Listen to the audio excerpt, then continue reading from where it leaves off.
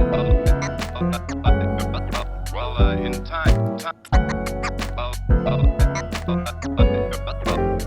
In time. Testing. Refail.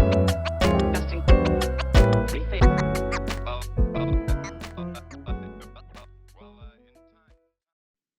Welcome, one and all, to our Spaces number 9, especially our special guest, Shruuump. Hello, everyone. Hi, Yun. Hi. Hello. Good morning.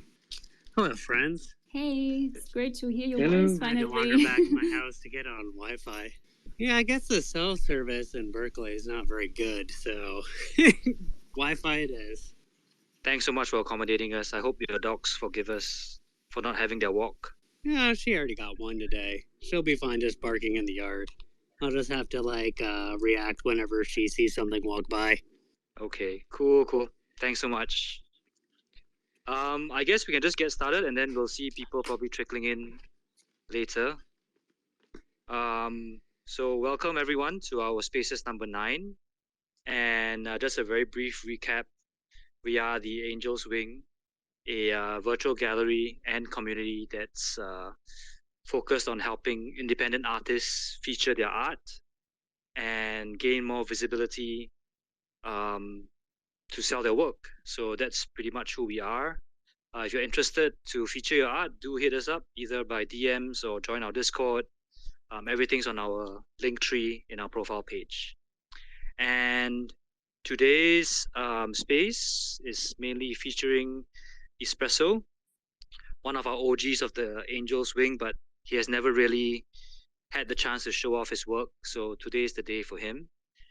And we've also have a super supporter, Shruuump, who's in here to give us a bit of an insight as to how his very talented collector mind works when picking out artwork. So without further ado, let's just give the stage to Ethspresso. I think before we actually dive into the artwork, I always like to actually understand who the artist really is, and that typically gives a better, deeper connection to the artist's work. So yeah, Ethspresso, if you don't mind just kickstarting things and helping the listeners understand like who you are, what led you to create the type of work that you create. I remember back to our first space when we were going through the introductions of the people featured in the gallery, and I was fortunate enough to have a couple of stars in the gallery from the beginning, and basically said, yeah, I'm a collector and dabble a bit in art, and I think that's still true. Feeling a bit more like an artist, like for every day that's progressing, but still very much coming from the collector side of things. And I've been enjoying collecting one-on-one art and generative art and various NFT projects, like so many others. And yeah, I've been checking out like a bit of the art history, like of the stars that I've minted, and I see that the first collection drop was back in November, so it's not that long ago, like 6 months ago. And what really led me to do that, I have to emphasize this would never have happened without the great support by June. We met on Twitter last fall, and we talked about her art. I was lucky to collect a few works of her amazing art, and got talking, and I was also sharing, like in private, like in DMs, a couple of these star images that I had just managed to create on the iPad, and through a lot of encouragement, I finally minted some late November, and that's really kind of the start of the art journey, so to speak, at least in NFTs. And to back up a bit in terms of who I am and why stars and what's kind of the thinking behind this kind of art. So I'm a software engineer, and when I grew up, I really admired everything that had to do with space. Wanted to be an astronaut, of course, as a kid, and went into kind of all kinds of tech and software engineering. Found my way to computer science in university, and really admired like everything that had to do with astronomy and space telescopes. Like, I remember growing up with images from the Hubble Space Telescope, which were amazing and so much fun. I even had posters in my room of these space objects. So that's a kind of backstory and background. And as a software engineer, I've been interested in crypto for a while. I've been doing crypto investing and trading for a few years. And when NFTs came around, it was a super interesting field, and really was diving right in. So the other day I discovered actually that I was buying NFTs before Seneca, but for some reason I did not. Wow, you're true OG, man. You're true OG. Thanks. He's really one of the very few OGs. I mean, you started in like 2017, right? Yeah, actually, after buying a bit of Bitcoin, a bit of Ethereum, I went headfirst into the CryptoKitties, which were kind of one of the early NFT projects. And that wasn't even called NFTs, it was just tokens with images, cute cats. I remember going to the website and trying to mint it, but I just couldn't bring myself to pay real money for those things. So shame on me. Yeah, no, it was just fun, and yeah, it was real money, so that was a challenge. Like, I don't remember what the minting cost was, like 0.02, 0.03, something. Anyway, I did not make any money on my CryptoKitties. I still have them, so that was just for fun.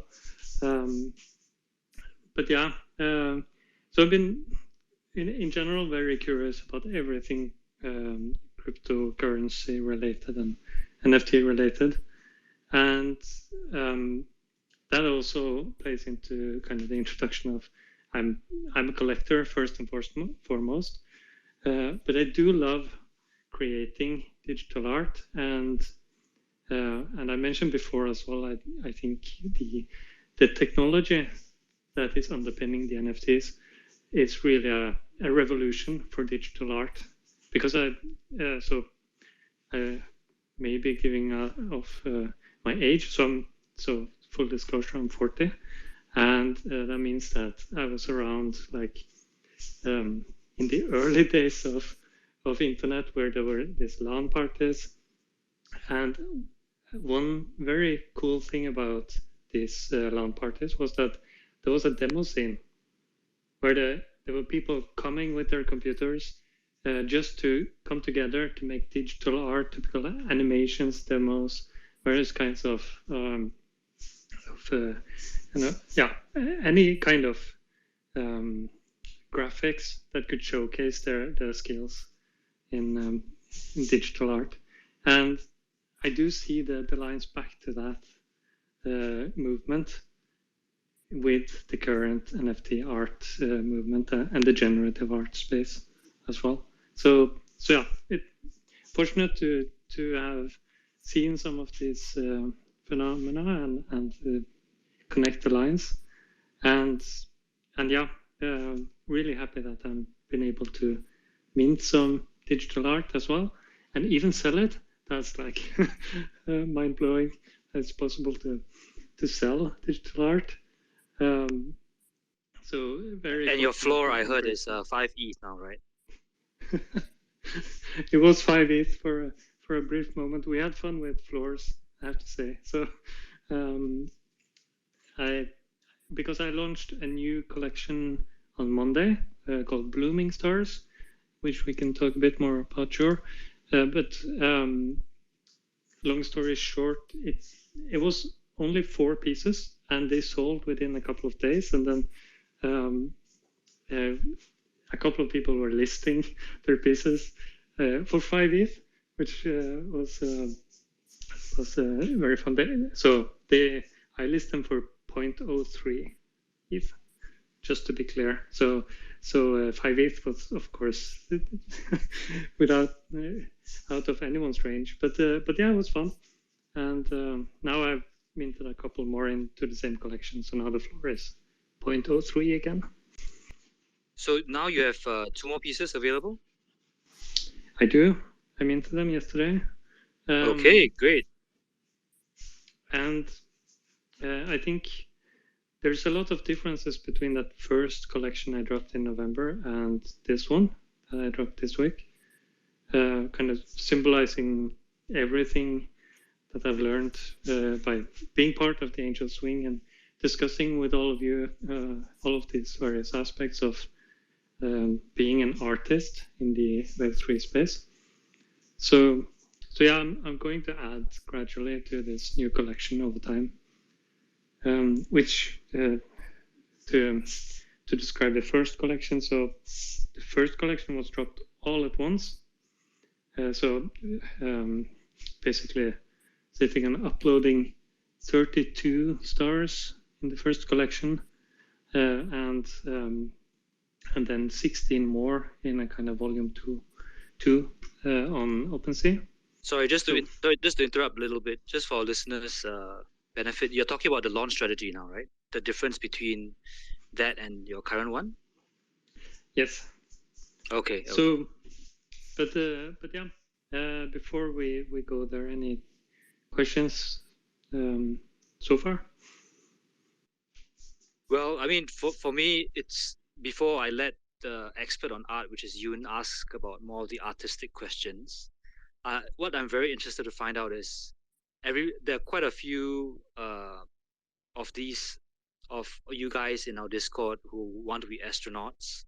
Would you pay good money to be in space with all the options that we have now and potentially in the next decade? This is a very interesting, curious question I have. Yeah, that's a great question. I think I would take that opportunity if I got it. Yes. What's the price in ETH you would pay? Oh. Oh, good. Maybe we can sell this podcast to Jeff Bezos. Maybe we can dream, right? No, I don't know. Put the price on that. It's hopefully the price tag will come down over the coming years, right? No, I think it's like a few 100,000, right? Something like that. Just for a 45-second flight or something. I don't know. Yeah. And anyway, this is the great disconnect between after being in NFTs and crypto a while, you start to think in ETH. So you think in ETH terms, like, 0.001, that's not a lot. 0.2 starts to become something, and so on. And then when people talk about dollars, I'm like, what? How much is that? Like, so if you can convert those a few $100,000 into ETH, then we can comment. Cool. Yoon, you wanted to ask a question? I saw you unmuting yourself. Well, no, it's fine. Go ahead. I think I already forgot what I wanted to say. Oh no, then I guess the very natural question, Ethspresso, thanks for sharing more about your background. It's really cool how you came from a very technical data scientist and even a software engineer background and got into this art space, right? I guess the 2 questions I will ask is, where do you think you got this sense of artistic talent from? Is there someone in your family that you can trace back to? And second of all, what's your process of how you go about designing each of these stars? Yeah, so I'm very lucky to be married to a wife who is educated in art. So I've gotten quite a lot of good kind of introduction to the field through that. And when it comes to family, not really kind of grown up in an art family, so to speak, but there's been some people, like my grandfather painted, not as his occupation. That was just in his free time, and I have a couple of his paintings. So there's been some inspiration like that, which is always good. Nice. So you said your wife was in art as well. Which field? Yeah, so educated in art in terms of art history, creation, all of these aspects. Okay. Very cool. Very that's cool. Very good. Yeah, and with regards to the question about your design process, about how you go about designing and crafting your stars. Yeah, so I think it started with finding the right app. I think I have to say, because there are several ways to make digital art, right? And I've tried several of the various apps, and like I admire people who can use Procreate, for example, to make this really beautiful digital art. The app I'm using is marketed as a kind of generative art app, and one very good feature is that it makes sure to draw the lines symmetrical.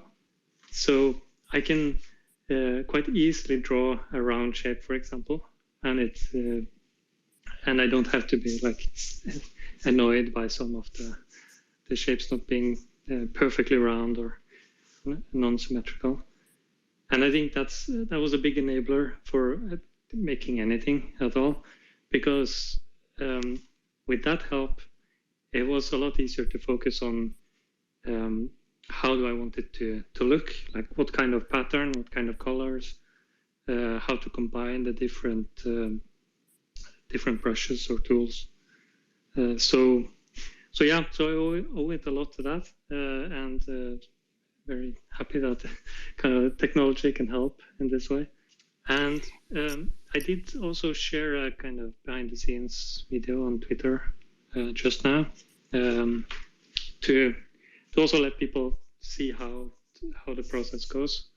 It's a lot of tinkering and experimentation, and I have to say also a lot of undoing. So this is also a great thing about digital art. You can undo and try again, and I love that. So there's a lot of that, and then finally end up with some expression that I like enough to save it. So that's kind of in short the process, and then I take inspiration from all of these various space-related images that we've seen, and then also go beyond maybe some things that you might see in space, depending. But yeah, that's the fun of making digital art, right? You can experiment, and you're not bound by the laws of physics. Yeah, for sure. They're really beautiful. Thank you. So one of the main difference between all these three collections also that the blooming stars have been minted with your own smart contract, right? So it has been created on Manifold, and it differs in the way that on OpenSea you have the opportunity to basically lazy mint, so you don't really mint it. So it's not really on the blockchain until someone buys it. And this saves a lot of like gas fees for the creator, but at the same time, you share the smart contract with all the other creators. And the way how I think the tokens are numbered, they're just random. But with Manifold, it's you basically, once you start your own smart contract, everything's just starting from one. So can you? So I learned a lot about that from you, I have to say. And that's also one of the reasons why I also started my new collection on that platform. Maybe if you want to tell us a bit about how everything works, so for other people also to learn why it's actually important to like mint with your own smart contract. Thank you. Yeah, so this is something I realized, I think, when Coinbase NFT launched, like fully realized, because up until that point I had been minting on OpenSea, as you mentioned. Like I think people in general start out that way, and it's a very easy way to start out, and very happy that OpenSea has this option at all, because you can make art available for sale for free just by uploading. But the downside is that it's not visible on other marketplaces like Coinbase or LooksRare, or even in your wallet. No doubt seen in your wallet how it says just OpenSea shared storefront for everything, and it's all jumbled together. So to get a kind of proper visibility and representation of the collection on Coinbase NFT and these other marketplaces, I wanted to try out using Manifold to create my own contract, and it's been a really good process, really easy to use. Manifold have done a great job at kind of guiding people through the steps that are needed, and we've also talked a bit about it in the Angels Ring Discord with other artists like Jacknetic, who has been using Manifold for a while already. And the main downside of going this path is that certainly it's not free anymore.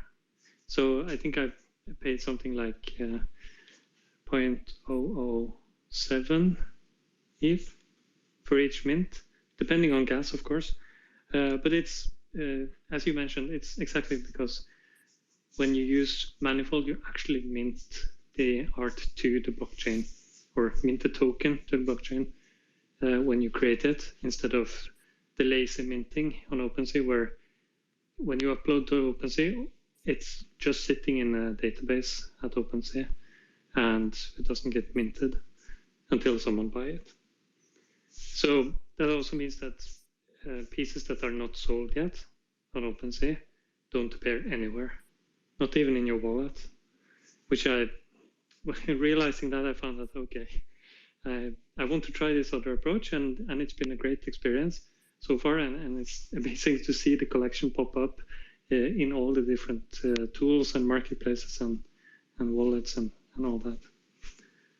So that was kind of a background, and there are a couple other platforms as well that offer similar services, but yeah, I found Manifold to be a really good one.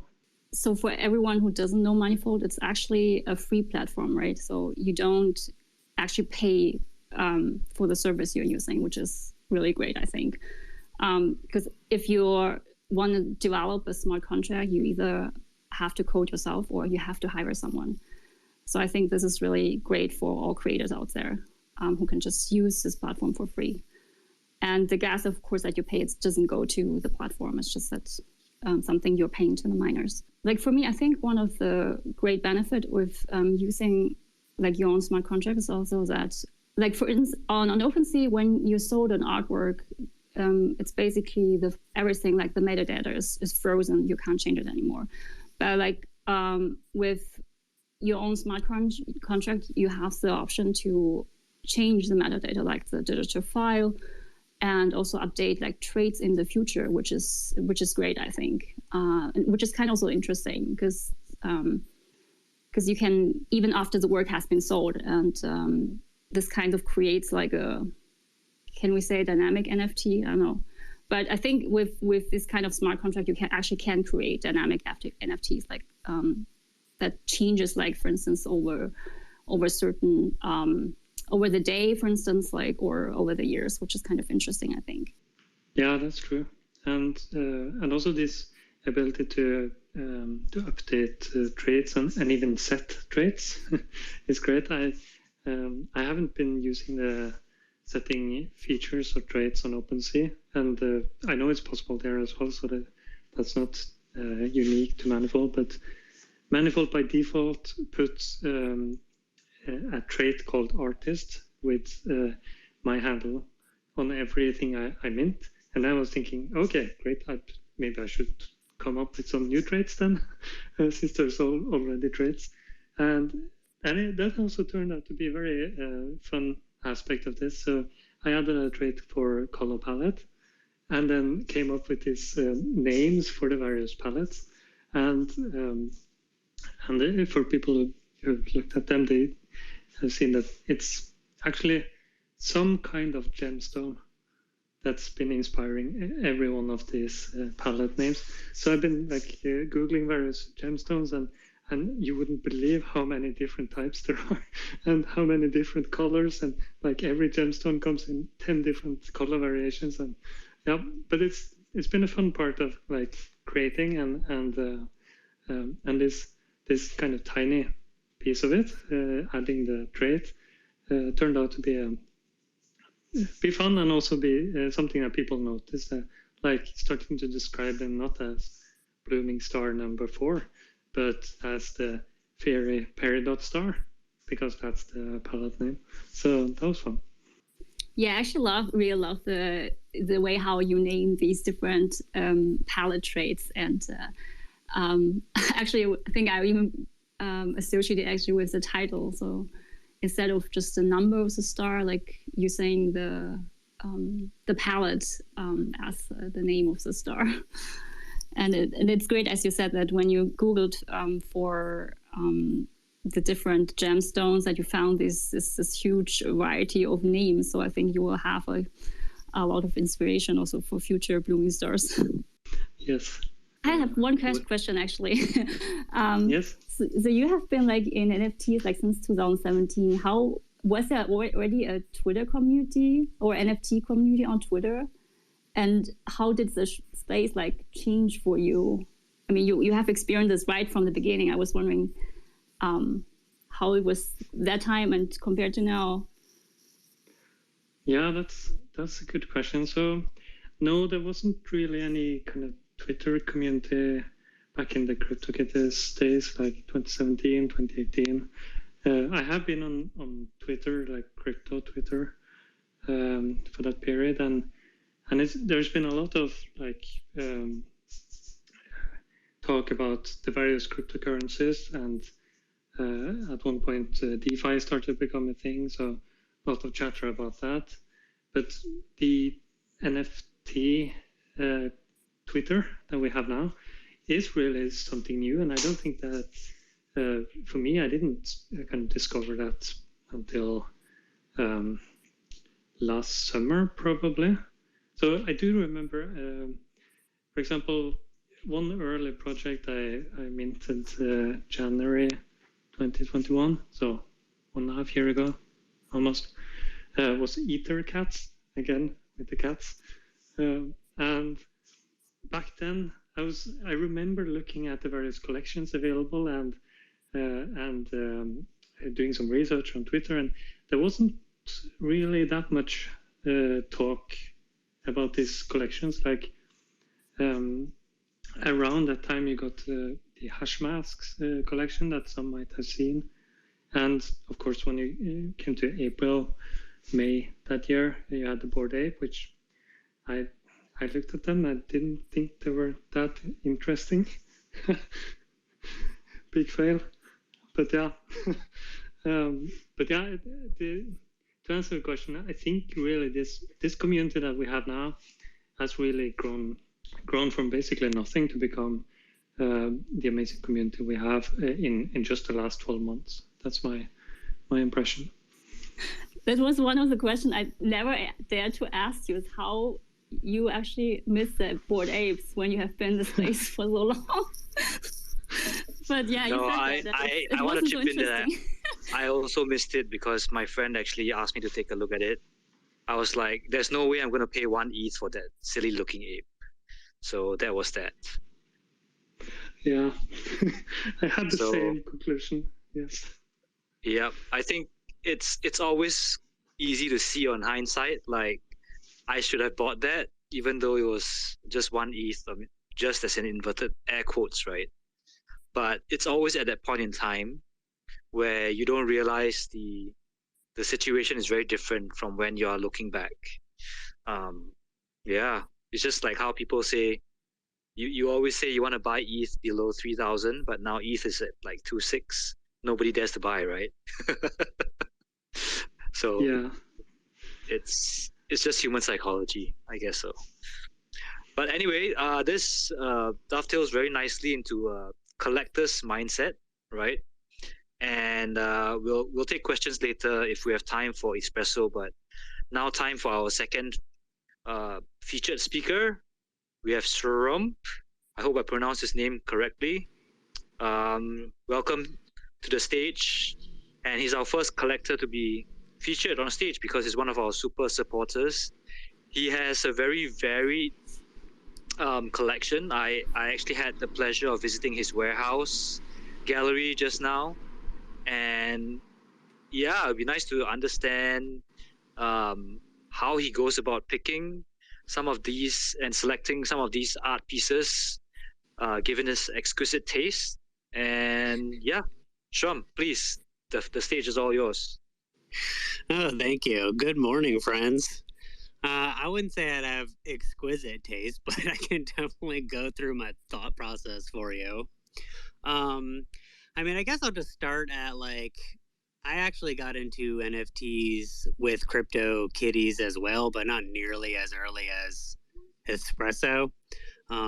Mostly I've been aware of cryptocurrency since 2010 and just totally ignored it, considering okay, why would somebody speculate on a currency? This is dumb and doesn't make any sense. I'm not buying euros with my US dollar. So unfortunately I missed out on the super big gains in the beginning. But the first time I actually decided to buy is when I heard of CryptoKitties in early 2001, or no, 2021, sorry. And I was like, this is ridiculous. Why would anyone buy this? I want one. So I think then they were not that expensive and people weren't trading them that much. So my first one I bought, it was $17 and I didn't really understand gas. So I ended up spending $70 in gas fees on it, which is a nice rude awakening into the Ethereum blockchain. But yeah, then after that, I mostly didn't really do a whole lot in NFTs. I just kept on buying ETH, listening to Bankless podcast and all that. What really got me in is when the overpriced JPEGs podcast with Carly came out, and that's when I started opening my eyes to what the NFT world was doing. That's how I ended up getting in with Meta Angels, because Zeneca was on that show and led to a thread from Ali. And then I was okay, whatever, I'll see what this is all about, these NFT things. And the Meta Angels just seemed like a totally different vibe than all the Bored Apes and all this stuff that costs 12 ETH, which I was never gonna touch. And then once I got in there, this space is actually kind of what got me into collecting, because I've never really been an art collector. I've mostly had record collections and things like that, where I have way too many vinyl records. And as somebody who moves a lot, because I move every 2 to 3 years for my wife's work, moving that stuff is such a humongous pain that I'm okay, I can definitely see the value in just all digital formats. Especially today with streaming and all that, actually having to own a physical piece of art is just totally cumbersome to me. But yeah, the first Angel's Wings spaces, I remember wandering around Casper's gallery and being oh, this piece is interesting. This piece is interesting, and just making a mental checklist of all the stuff I wanted to buy. Mostly I like things that are bright colored, maybe not taking themselves too seriously. Kind of I don't really know exactly how to describe my taste, but the Montaloo one caught my eye right away because it was like you could kind of feel the emotion behind it because you're like, okay, this is like I think it was acrylic painting that she digitally converted. And I was like, okay, there's like an attitude to this painting. It's like, okay, I'm here, deal with it. I don't give a crap. And I'm like, okay, I can definitely buy into that. And then after I bought her painting, like kind of what really hooked me is like the direct connection with like all the artists. It's like, okay, I bought this painting and then I like tweet about it and all of a sudden it's like, oh my God, thank you for buying my art. Like I didn't expect like somebody actually wanted to like purchase this. And I'm like, oh, this is an addictive feeling right here. Like, cause then I'd go to like art museums and like, okay, I like some of this art, I don't like some of it, but like all these people are dead. Like you're not connecting with any of them. And then all of a sudden that's I'm a good in one. with That's a good three, one. Yeah. and I'm like, oh my God, the artist is thanking me directly. This is pretty cool, to be honest with you. And then like the next one was like, okay, like Carolyn was in the MedAngel Discord and was like having a bad day. And I was like, well, I was gonna buy her art anyway. So I'm just gonna go ahead and do it now, cheer her up a little bit. And I think that seemed to have made a difference. And then like I just kept going through the gallery and be like, okay, like Sylvie's piece is pretty cool. I like these calendar ones. I'm like, oh crap, Randy Zuckerberg is buying them. I better get in on this train. Mostly it's just like a lot of like that. And then I got into y'all's Discord and it's like, oh, I could just talk to these people and become friends with these people. Like this is like the coolest thing ever. Like I'm not like an artist myself. Like I can draw a little bit and it's just for fun, but it's like, oh, like learning what they're thinking on their art pieces and then you can buy them and it like legitimately makes their day time. Like that's like super cool. And then like as far as like digital art, it's like sometimes people will try to dismiss it like, oh, it's just like a digital, like what don't you want like a physical art? But I think people are like really underestimating like how attached we are to our like digital lives at this point. Like for instance, like my sister, she just had her apartment broken into, which is sad, and like had a bunch of stuff stolen. And like the thing she was like the saddest about was like her Animal Crossing save file on her Nintendo DS. And it's like not her money, not her laptop. It's like this like digital thing that exists that she's like super connected with. That's a if very it was, interesting like, insight. Yeah. Yeah, if it was like a on the blockchain, it wouldn't have been lost at all.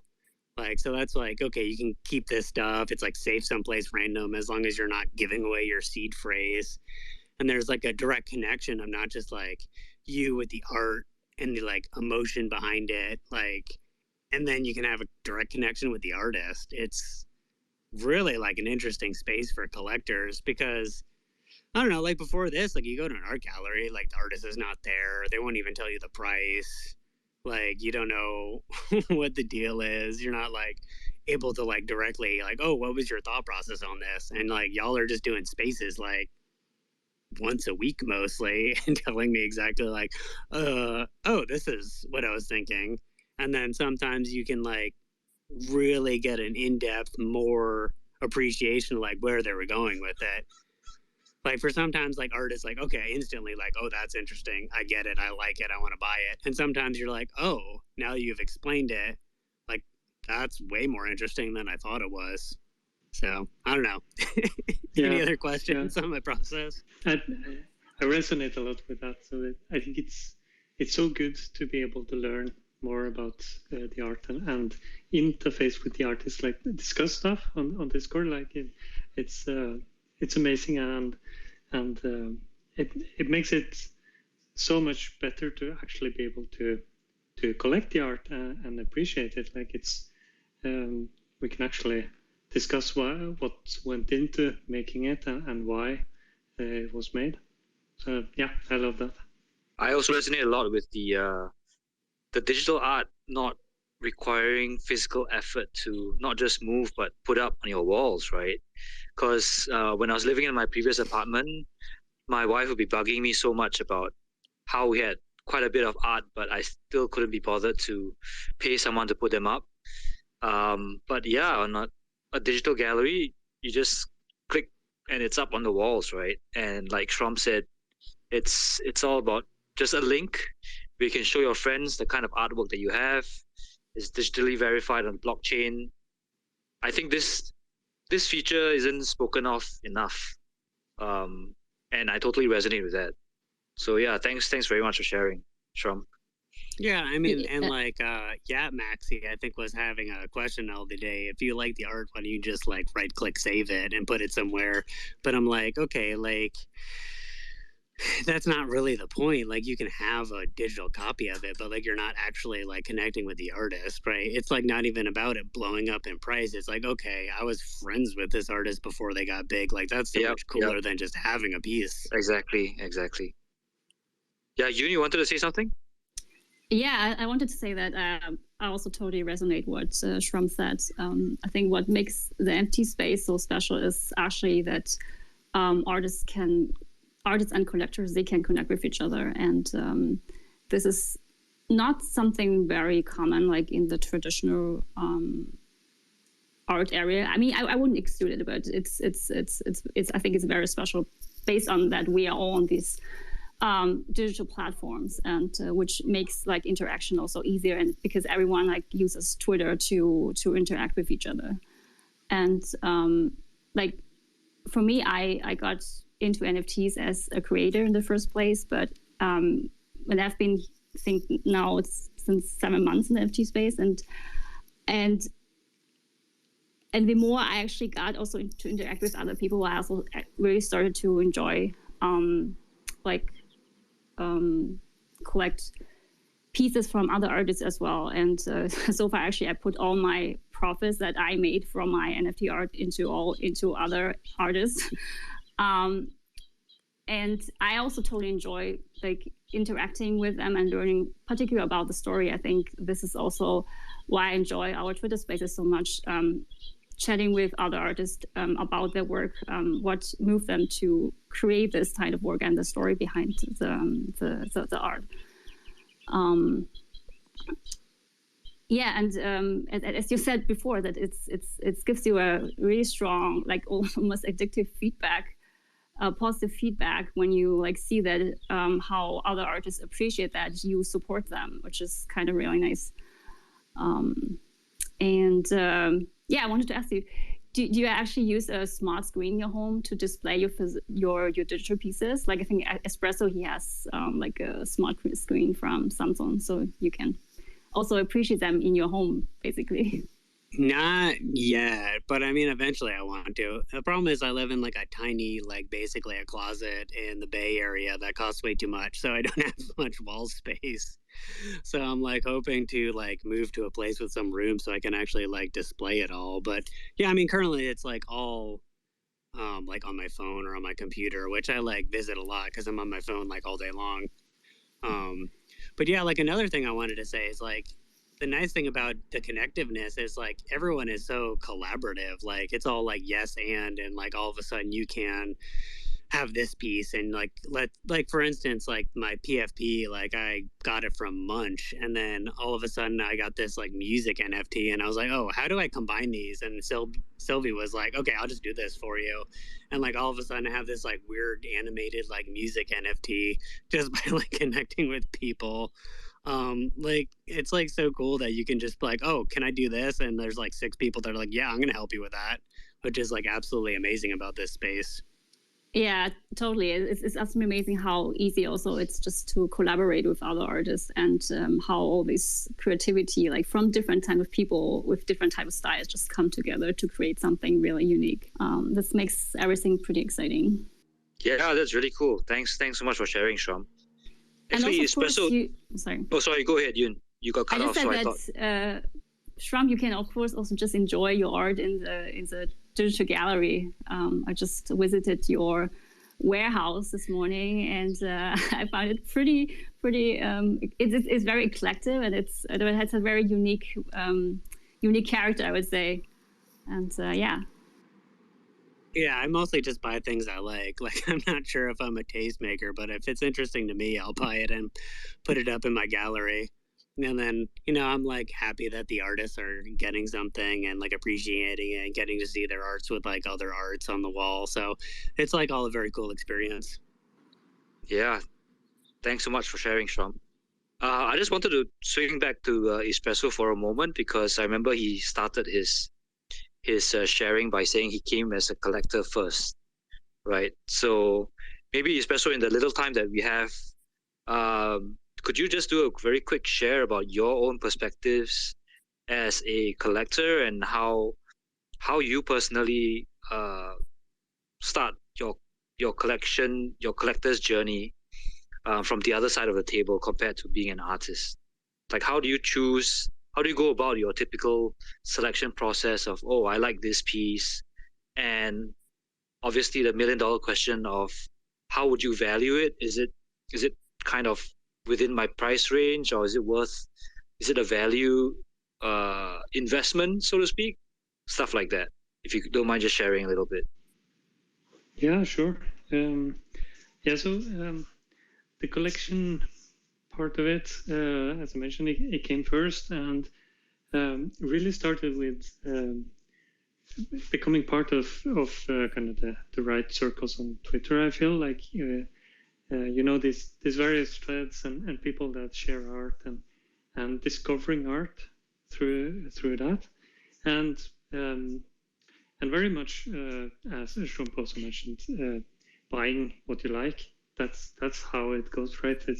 There's not necessarily any bigger plan behind it, but of course, after doing that for a while, I've discovered like what is it about the art that makes me like it, and kind of what directions should I look to find more of that kind, and sometimes also get surprised by, oh, I like this one too. This is very different from the previous one. But I'm also very drawn to generative art. That's no secret, I think, given how much I post about that on Twitter as well. And I think both the kind of the abstract geometric art is kind of the commonality. That's where I have most of the collection, both in one-on-one art and generative art, and usually with very bold color palettes. That's a favorite, like the reds and yellows and oranges, and other kind of very bright color palettes, which again you can see in the pieces I've minted in my own collection. Like there's a lot of that going on. And then when it comes to how to evaluate, so the thing about collecting art is that I don't buy art to sell it. Like I don't view it as an investment in the way that I buy thinking I will be able to sell it at a higher price later. That's not part of the equation at all. So what I typically focus on is, do I like it? Is it priced at a reasonable level, both in terms of what I can afford at the moment? Do I have any profits from other kind of NFT trading that I can invest in art, or use to buy art is the right way to say it.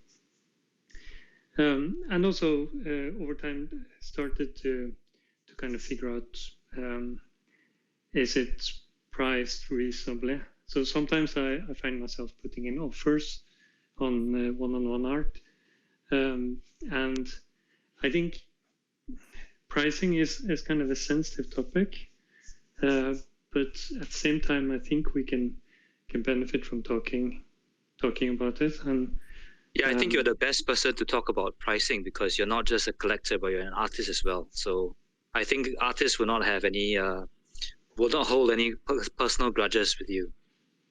Thank you. Yes, I think what I realized thinking about pricing is that when you mint and list your own art, it's not important what it sells for. The important part is that it sells, that you get the collector that actually collects it, and you can make that connection to them, make the tweet celebrating the sale, and get the visibility, and start to build a kind of list of collectors that have collected your work. So personally, I chose to list it as low as I could imagine, and that was really just if people go to my link tree, they will find pieces on Tezos for Tezos has tagged lately, so now it's $5 a piece. Yes, I think so. 2 Tezos. Yeah, I think so. I think the Tezos is like $2 something. Yeah. So and it was $4 when I listed it. So this is the price I chose for the first collection, and the first collection on OpenSea was listed at 0.02 ETH, and that was based on my feeling when collecting art on OpenSea is that if I pay more in gas than the amount that goes to the artist, it doesn't feel right. And buying on OpenSea on Ethereum, it can typically cost 0.01 in gas, depending on when. So I was thinking, okay, 0.02, that's the lowest. So that's where I'll put it. And now this new collection, I put it at 0.03 for the simple reason that I'm paying for the minting upfront when I mint through Manifold. So that explains that kind of 0.01 difference. And again, you can see the pattern as low as possible with the goal of optimizing for getting collectors. And I think this is, of course, I'm very lucky. I don't depend on these sales.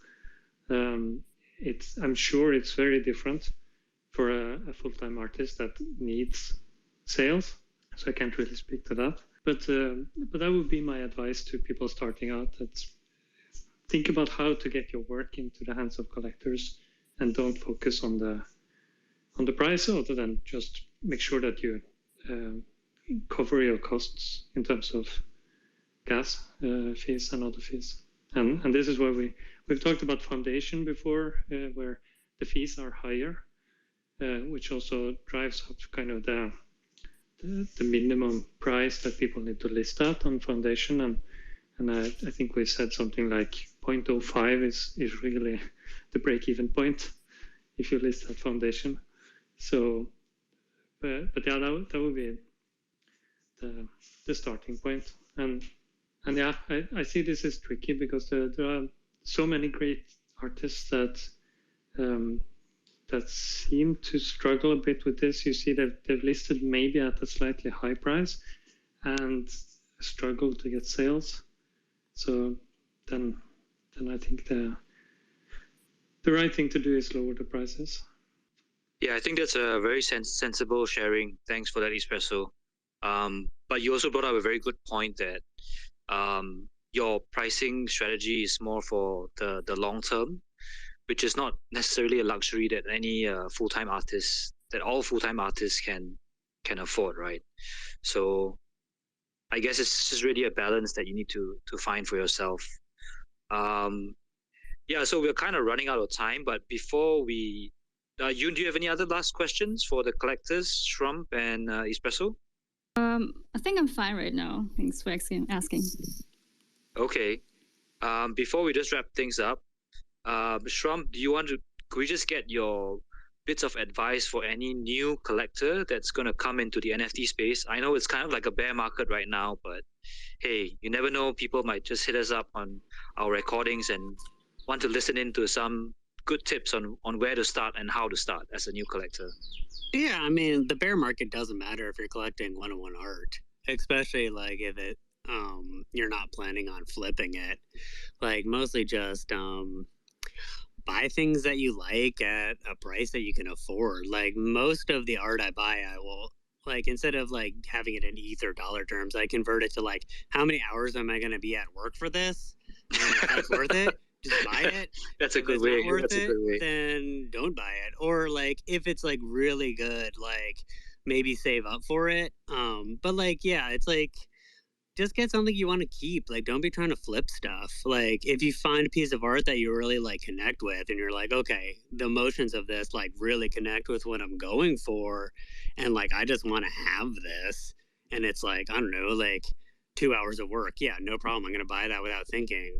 Or if it's like a whole week's worth, it's like, okay, do I resonate this? Is this going to give me an entire week of work of joy? Then yeah, then just go for it and save up for it. But like, don't make your purchases based on like some future like potential growth.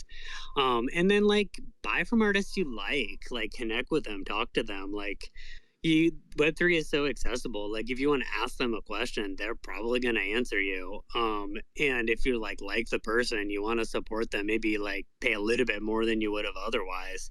But like, don't worry about like trying to make some future profit. Just like get something you want to like and keep and have. Because like what really matters is like your connection with the piece and your connection with the artist. Not so much like, oh, is this person gonna get big and make me a bunch of money? Like it would be cool, like especially if like any of the artists I've collected get super famous. But like I probably wouldn't even want to sell then because I'm like, oh, I have this super cool piece. Like look how smart I was for collecting them. When I'm really just like, okay, YOLO, I like this, whatever, it's fine. There are actually lots of artists, also like ones that I met when I started out, who actually stopped creating for various reasons, either because due to lack of sales or just because they have any other personal things in life that they have to prioritize. And I mean, would you be like disappointed if an artist you have collected from would just like stop creating? No. Or yeah, no? I mean, people got to make their own life decisions. It's not about like the piece is still there. I still have it. It's not like the value of it goes down for me because the artist stopped creating. Although, if like I buy a piece and that was like the one piece that prevented an artist from giving up, that feels amazing. Yeah, that's a great insight and attitude. I think I've like seen like other people who on Twitter who said that they were kind of mad that the artists like stopped creating, and they invested so much in them and they were really disappointed. But yeah, as you said, I mean, it's you also have to understand the situation of the artist, and I mean, it's just different for everyone, and yeah. Yeah, it's not like when utility for art. It's like you're buying it for the art. It's not like the artist has some kind of obligation to you in the future. Just like almost like even like NFT projects. Like, do the founders have a obligation to make the price go up? Like, not really, and especially not for artists. They're just putting their piece into the world, and buy it or not, they don't like owe you anything.